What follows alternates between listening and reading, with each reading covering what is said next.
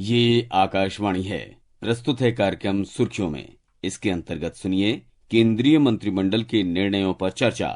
इसमें भाग ले रहे हैं आर्थिक विश्लेषक संतोष तिवारी। कार्यक्रम का संचालन कर रहे हैं अम्बरीश सक्सेना।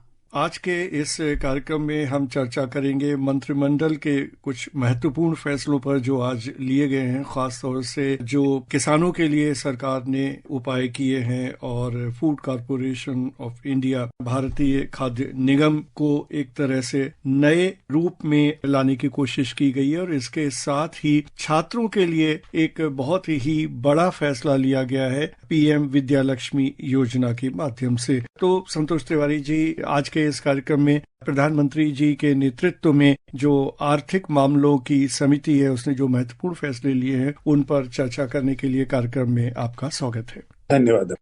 तिवारी जी, जैसा कि पहले अगर हम बात करें फूड कॉरपोरेशन ऑफ इंडिया, भारतीय खाद्य निगम के बारे में, बहुत ही महत्वपूर्ण फैसला है जिससे कृषि क्षेत्र को काफी बड़ा लाभ होगा, किसानों को लाभ होगा। तो कृपया हमारे श्रोताओं को जानकारी देने की कृपा करें कि किस तरह का ये फैसला है और इससे किस तरह से हमारे कृषि क्षेत्र में परिवर्तन आएगा।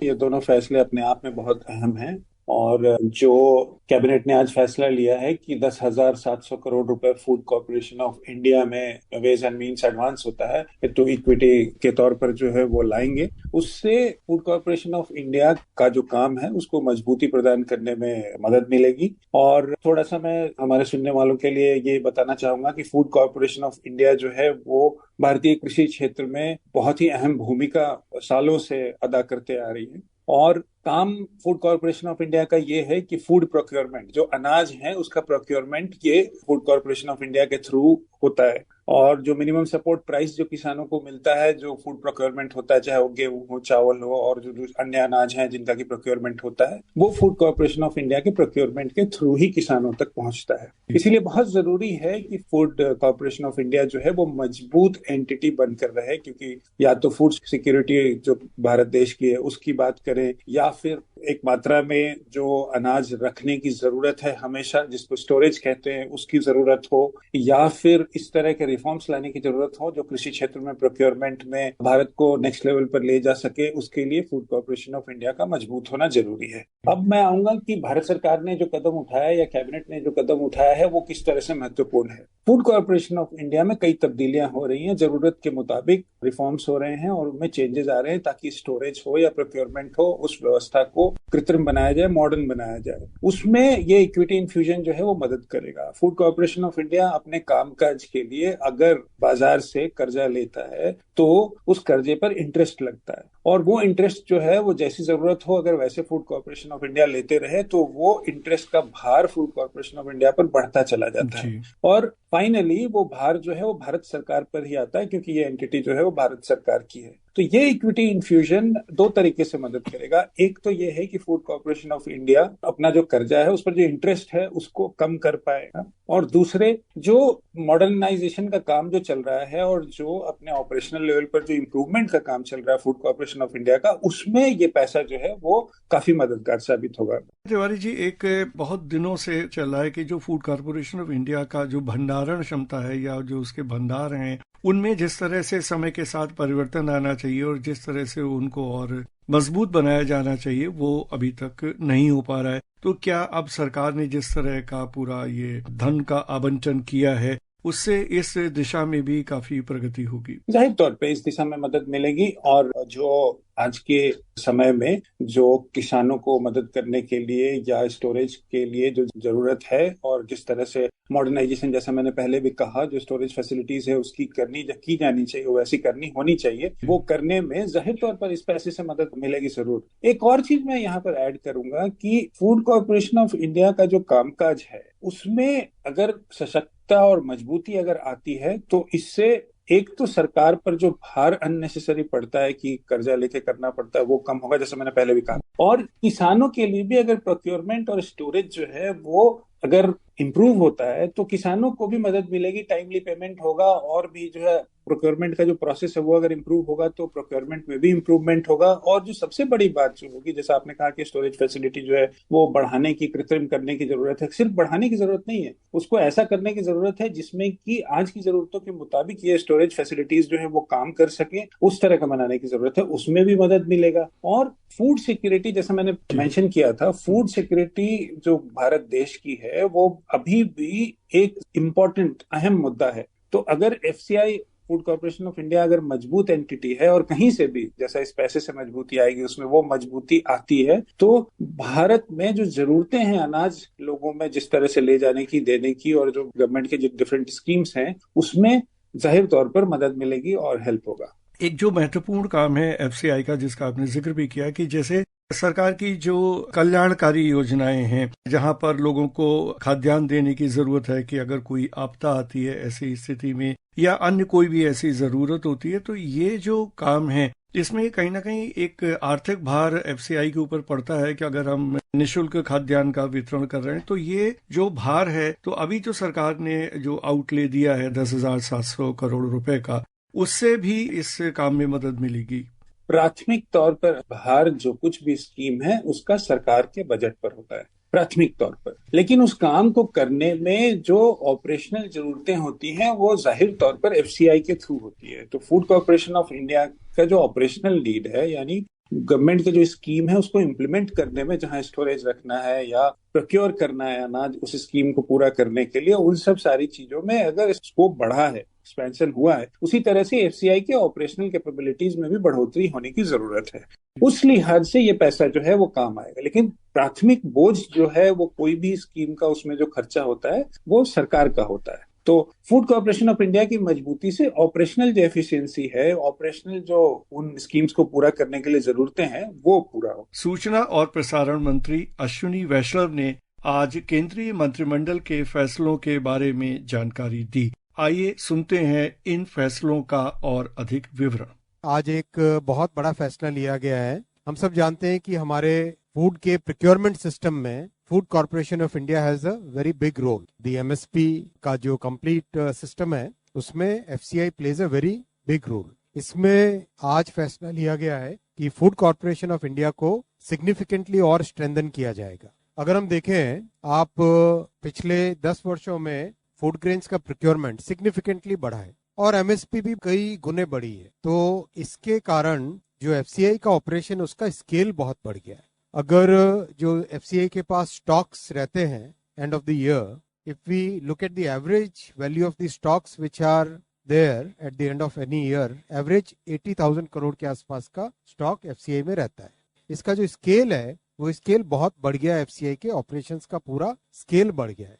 इस बढ़े हुए स्केल को केटर करने के लिए, फाइनेंशियल स्ट्रक्चरिंग ऐसी करने के लिए, इस साल फरवरी में जो ऑथराइज्ड कैपिटल है फूड कॉर्पोरेशन ऑफ इंडिया का, वो 10,000 करोड़ से बढ़ा के 21,000 करोड़ रुपीस किया गया था। और आज कैबिनेट ने फैसला लिया है कि फ्रेश इक्विटी 10,700 करोड़ रुपीस का एफसीआई में इन्फ्यूज किया जाएगा। So that means FCI will be able to do much more than what it has been doing. अभी आप सुन रहे थे सूचना और प्रसारण मंत्री द्वारा केंद्रीय मंत्रिमंडल के फैसलों के बारे में दी गई जानकारी।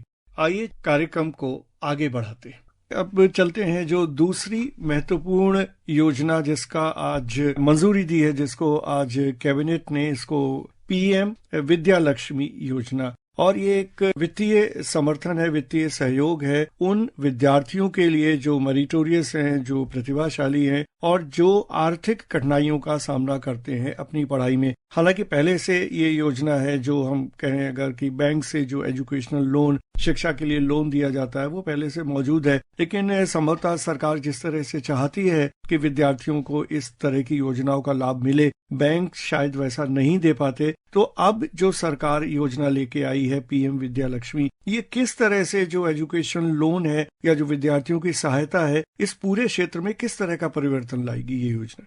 अगर ये योजना कामयाब होती है, और कामयाब होनी चाहिए जिस तरह से स्ट्रक्चर किया गया है, इसको जिस तरह से बनाया गया है, जितनी दिक्कतें आज एजुकेशन लोन लेने में छात्रों को आती है या किसी को आती है, जो ये डिसीजन है और पीएम विद्या लक्ष्मी स्कीम है, उसमें उन सभी जरूरतों को ध्यान में रखते हुए इन दिक्कतों को हटाने की पूरी कोशिश की गई है। बैंकों की तरफ से भी, क्योंकि अगर आप एजुकेशन लोन देते हो और वो वापस नहीं आता है तो बैंकों के लिए दिक्कत की बात है, और छात्रों की तरफ से भी लोन लेना इतना डिफिकल्ट है।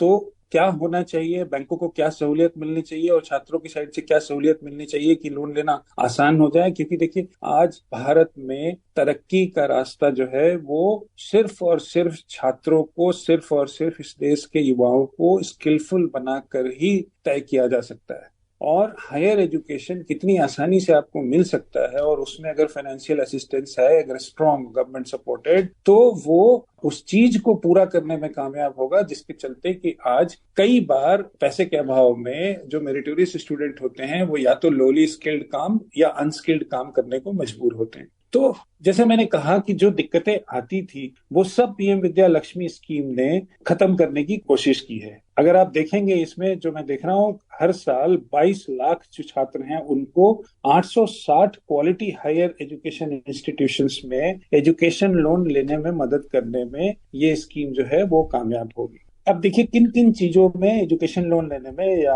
पढ़ाई हायर एजुकेशन के लिए लोन लेने में दिक्कत आती है। आपको कोलेट्रल जो है वो जो देना पड़ता है कि आप लोन ले रहे हो तो आपके पास क्या ऐसी चीजें, संपत्ति है जिसका कि आप कोलेट्रल दोगे बैंक को, वो देना पड़ता है, वो बड़ी दिक्कत है। गारंटर चाहिए होता है, गारंटर चाहते हैं बैंक, क्योंकि उनको भी अपना इंश्योर करना है कि हमें वापस हो। एक प्रक्रिया जो है वो फॉर्म इतना भरना पड़ता है और इतने सारे उसमें आपको देने पड़ते हैं डिटेल्स, जो कि अपने आप में दिक्कत की चीज है। तो पीएम विद्या लक्ष्मी स्कीम ने क्या किया, इसने पूरी की पूरी स्कीम को कोलेटरल फ्री कर दिया, यानी कोई कोलेटरल देने की जरूरत नहीं है, गारंटर फ्री है एजुकेशन को, और ये आप एक्सेस कर पाएंगे एकदम से सामान्य, सिंपल, ट्रांसपेरेंट में, स्टूडेंट फ्रेंडली जिसको बोलते हैं, इंटायर डिजिटल एप्लीकेशन प्रोसेस। आज तो डिजिटली आप एप्लीकेशन फिल कर सकते हैं, गांव देहात कहीं भी आप चले जाइए, आज आप जाकर डिजिटली एप्लीकेशन फिल कर सकते हैं। आधार ने सब कुछ इतना सिंपल कर दिया, और हमारे डिजिटल रिवॉल्यूशन ने भारत देश के तो हर चीज को इतना आसान कर दिया है। तो ये फॉर्म भरने की प्रक्रिया की तो बात ही, तो उसका इस्तेमाल करते हुए इसको बिल्कुल डिजिटल एप्लीकेशन बनाकर सिंपल, स्टूडेंट फ्रेंडली बना दिया गया।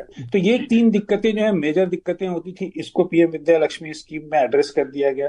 7.5 लाख तक के लोन पर 75% जो है क्रेडिट गारंटी है, गवर्नमेंट ऑफ इंडिया दे रही है। अब बैंकों को इससे बड़ी सुविधा, सहूलियत या सपोर्ट क्या चाहिए? तिवारी जी, एक चीज मैं यहाँ पे अपनी तरफ से ऐड करना चाहूंगा कि ये जो पीएम विद्या लक्ष्मी योजना है, इसमें जो सबसे खास बात मुझे दिखाई दी कि एक यूनिफाइड पोर्टल बना दिया है। तो पहले लोग लोन लेने के लिए बैंकों के पास जाते थे, अब जैसा आपने कहा कि डिजिटल एप्लीकेशन है और वो भी सेंट्रलाइज एप्लीकेशन है, तो उसके बाद फिर बैंकों को भी आसानी है और छात्रों को भी आसानी होगी लोन लेने में। एब्सोल्युटली, वही तो सिंपल और यूजर फ्रेंडली एप्लीकेशन है। जैसे आप आजकल ड्राइविंग लाइसेंस जो है आप अप्लाई करते हो, हर चीज, हर पब्लिक सर्विस को डिजिटल प्लेटफॉर्म्स ने इतना सिंपल कर दिया है, और कितने खूबसूरत तरीके से इसको यहाँ एजुकेशन लोन में सरकार ने यूज करने की कोशिश की है, इस्तेमाल करने की कोशिश की है पीएम विद्या लक्ष्मी। आपने बिल्कुल सही कहा, अगर सेंट्रलाइज्ड है, आप डिजिटली एप्लीकेशन डालिए, कोई ऐसा नहीं है कि बहुत सारे डिटेल्स देने हैं या बैंकों के पास जाना है, कागज भरना है, सब कुछ करना है, वो सारी चीजें खत्म हो गई। बैंकों के लिए 75% जो है वो क्रेडिट गारंटी है, अब लोन्स अप टू 7.5 लाख, तो 7.5 लाख रुपए तक के लोन के लिए 75% क्रेडिट गारंटी है बैंकों के लिए, गवर्नमेंट ऑफ इंडिया की तरफ से। अब अगर छात्रों की बात करें तो 8 लाख तक अगर एनुअल यानी सालाना फैमिली इनकम अगर है तो 3% का इंटरेस्ट सबवेंशन है 10 लाख रुपए तक के लोन के लिए। इंटरेस्ट सबवेंशन जो है, यानी इंटरेस्ट बिल्कुल फुली फ्री है, इंटरेस्ट सबवेंशन ऑल स्टूडेंट्स को जिनका की सालाना इनकम है 4.5 लाख रुपए से तक है, 4.5 लाख सालाना इनकम। इन सारी चीजों को देखते हुए ये लगता है कि सरकार ने जो भी स्कीम बनाया है तो बहुत मेटिकुलस स्टडी किया है कि विभिन्न तबके के जो छात्र हैं, जो मेरिटोरियस हैं और जो कि मार्क्स अच्छे लाने के बावजूद या काफी स्कोप अच्छा करने का होने के बावजूद अच्छे इंस्टीट्यूट्स में एडमिशन नहीं ले पाते, क्योंकि उनके पास पैसे की कमी होती है। तो किस तरह से एक स्कीम ऐसा लाया जाए जिसमें कि बैंकों को और फाइनेंशियल इंस्टीट्यूशंस को ये सपोर्ट दिया जाए और छात्रों को ये विंडो दिया जाए कि बिल्कुल इजी वे में अगर आपको हायर एजुकेशन करना है अच्छे इंस्टीट्यूशंस में और आप अगर मेरिटोरियस हो तो आपको आसानी से पैसा मिल जाएगा, वो तकलीफ या वो दिक्कत की बात आपकी नहीं रह जाएगी। ये स्कीम अगर सेंटर, स्टेट्स, हर जगह ना, ये अगर स्कीम कामयाब रहे और अगर सही तरीके से इस पे काम हो तो जो स्किलिंग गैप है इंडिया में, और स्किलिंग गैप मतलब कि वैसा काम, वैसे शिक्षा, वैसे हायर एजुकेशन जो कि आपको एम्प्लॉयबल यानी नौकरी रोजगार युक्त बनाती है, वो उस जगह पे ले जाने में इतनी मदद मिलेगी इसमें कि आप सोच नहीं सकते। तिवारी जी, आपका बहुत बहुत धन्यवाद इस कार्यक्रम में भाग लेने के लिए और बहुत ही महत्वपूर्ण जानकारी हमारे श्रोताओं को देने के लिए। धन्यवाद। अभी आप सुन रहे थे केंद्रीय मंत्रिमंडल के निर्णयों पर चर्चा। इसमें भाग ले रहे थे आर्थिक विश्लेषक संतोष तिवारी। कार्यक्रम का संचालन कर रहे थे अम्बरीश सक्सेना।